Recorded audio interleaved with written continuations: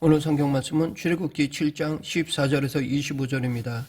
출애굽기를 읽으면서 노예 생활을 하고 있는 이스라엘과 그들을 부려먹는 애굽을 비교해 보면 정말 대조적인 것을 보게 됩니다. 즉 하나님을 경외하는 모세와 하나님을 알지 아니하는 애굽의 바로 왕이 대조됩니다. 애굽에서 이스라엘이 400년이 넘도록 죽을 고생하면서 노예 생활을 하였으면 이제는 풀어줄 때도 된 것 같은데 풀어주지 않았습니다. 왜냐하면 애굽의 입장에서 보면 이스라엘을 부려먹는 것이 편했기 때문입니다. 종을 부려본 사람이라면 종 부리는 것이 재미있고 주인에게는 여유가 있고 모든 일에 편하다는 것을 체험합니다. 힘든 일은 종들이 다 하고 주인은 여유를 즐기며 취미생활에 연연할 수 있기 때문입니다. 그런데 느닷없이 모세가 나타나서 이스라엘을 애굽에서 내보내라고 했다고 해서 놓아준다면 그동안 벌여놓은 국가기관 사업은 완성하지 못할 것이며 변방에 국고성을 쌓는 일들은 중단될 것이며 농사는 온전히 이루어지지 않을 것입니다. 자기 나라 일이니까 당연히 애굽 사람들이 해야 하는 것인데 내보내게 되면 노예를 부릴 때처럼 강력한 힘을 발휘하지 못할 것이며 힘든 일들을 잘 해내지 못할 것입니다. 지금까지 매일 놀고 먹고 주인 노릇하던 사람들이 일한다는 것은 불가능한 일이었습니다.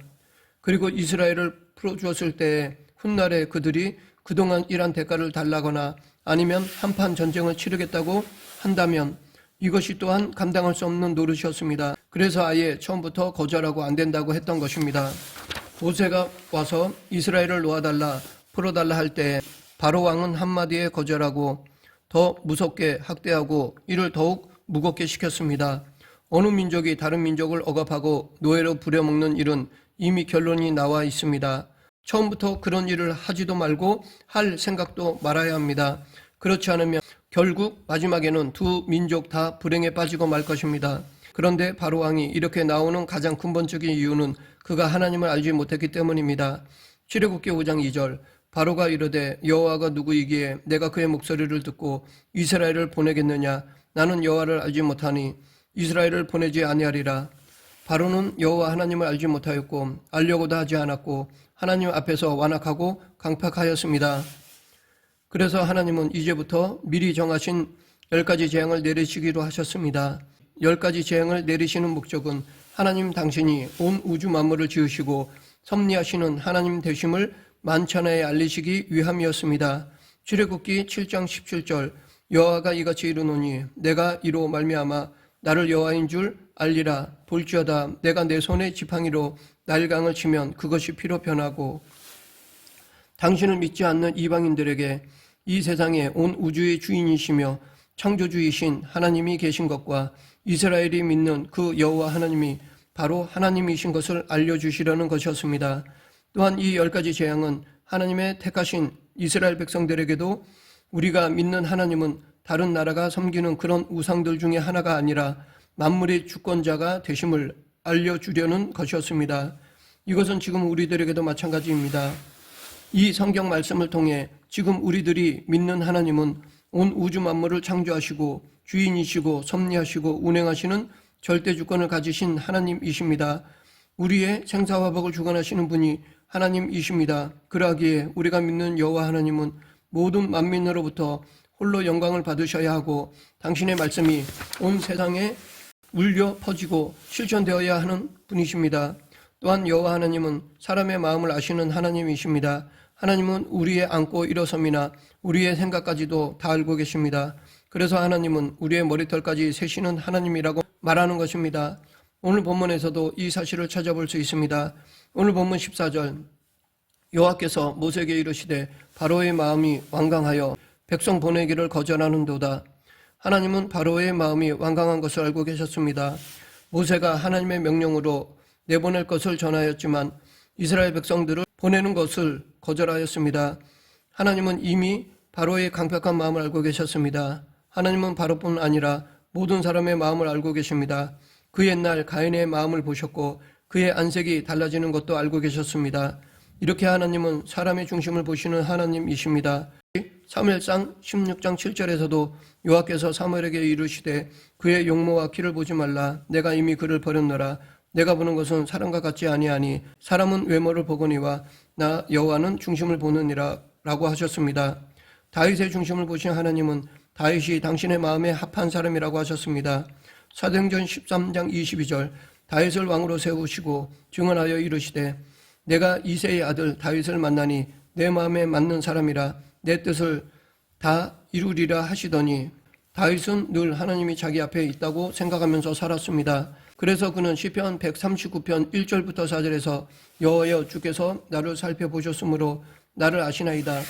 주께서 내가 앉고 일어섬을 아시고 멀리서도 나의 생각을 밝히 아시오며 나의 모든 길과 내가 눕는 것을 살펴보셨으므로 나의 모든 행위를 익히 아시오니 여호와여 내 혀의 말을 알지 못하시는 것이 하나도 없으시니이다 라고 했던 것입니다.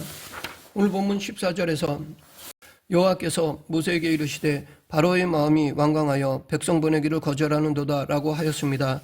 여기서 하나님은 천사를 보내어 말씀을 전하게 하시지 않고 당신의 기뻐하시는 종, 당신이 친히 택하신 종에게 말씀을 주셨습니다. 모세는 하나님과 대면하여 말씀을 주고받은 종이었습니다. 우리 같은 죄인들로는 상상할 수도 없는 일이 모세에게 일어났습니다. 나중에 모세는 신명기 18장 15절에서 내 하나님 여호와께서 너희 가운데 내 형제 중에서 너를 위하여 너와 같은 선지자 하나를 일으키시리니 너희는 그의 말을 들을지어다 라고 전하였습니다. 하나님께서도 내가 그들의 형제 중에서 나와 같은 선지자 하나를 그들을 위하여 일으키고 내 말을 그 입에 두리니 내가 그에게 명령하는 것을 그가 무리에게 다 말하리라 라고 하셨습니다. 모세는 하나님과 얼굴을 대면하면서 말씀을 주고받은 이스라엘 민족의 대표자였습니다. 하나님은 당신이 택하신 백성들을 인도하시는데 이렇게 일꾼을 선택하시고 그와 말씀하시면서 이스라엘을 인도하셨습니다. 10가지 재앙을 내리시는 것에서도 먼저 하나님은 당신의 종 모세에게 말씀하시고 모세는 아론에게 전해주고 모세와 아론은 합심하여 다시 바로에게 말하던지 이스라엘 백성들에게 전해주었습니다. 그런데 여기서 모세는 하나님의 말씀을 듣고 전해주는 사명만 감당하였습니다. 이처럼 전달자의 사명을 감당하는 사람은 하나님의 말씀 그대로 전하면 되는 것입니다. 그런데 그럼에도 바로에게 있어서 모세는 하나님과 같은 존재로 보였다는 것입니다.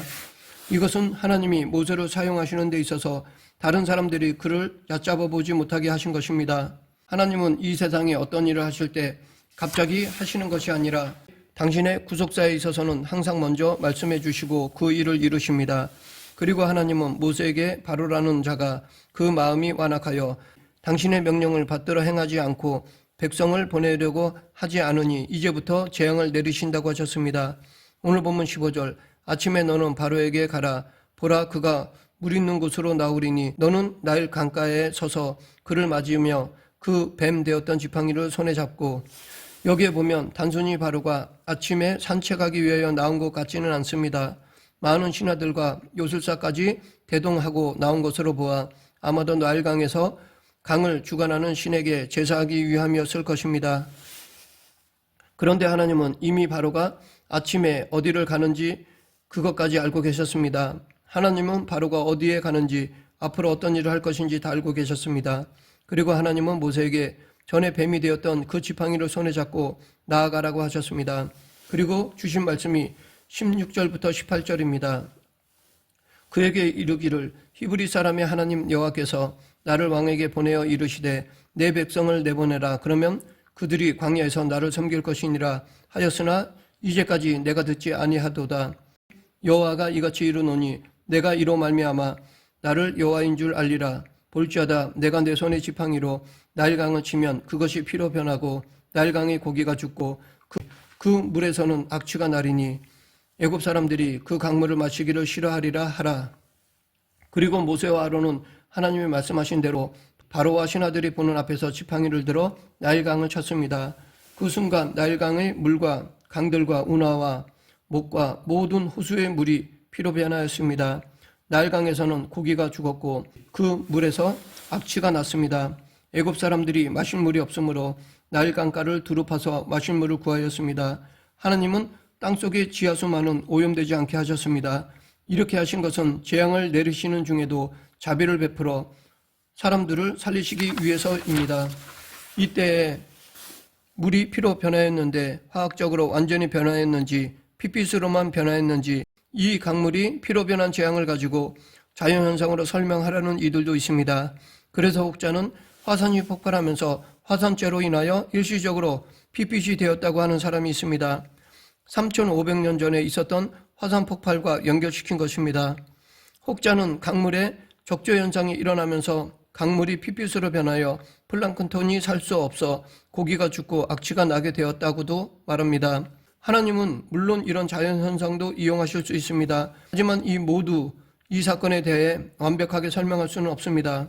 하나님이 내린 10가지 재앙은 하나님이 애굽을 심판하시는 사건입니다. 모든 재앙은 여호와 하나님이야말로 참 하나님이시고 애굽이 섬기는 신들은 우상일 뿐이요 피조물이라는 것을 보여주고 있습니다.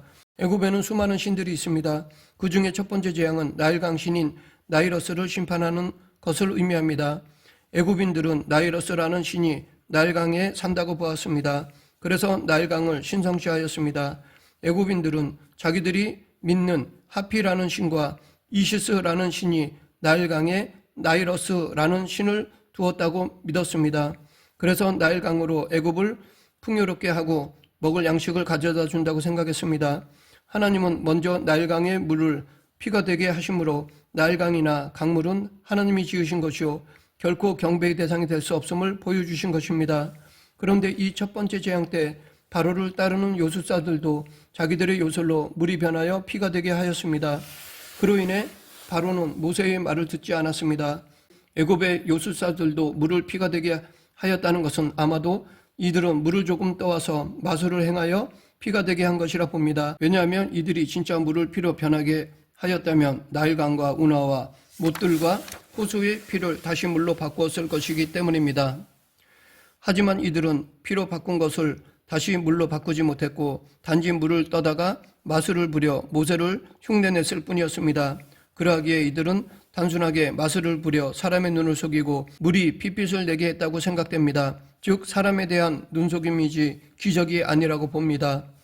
하나님께서는 당신의 영광을 위하여 이런 악한 자들의 인간적인 능력도 허용하십니다.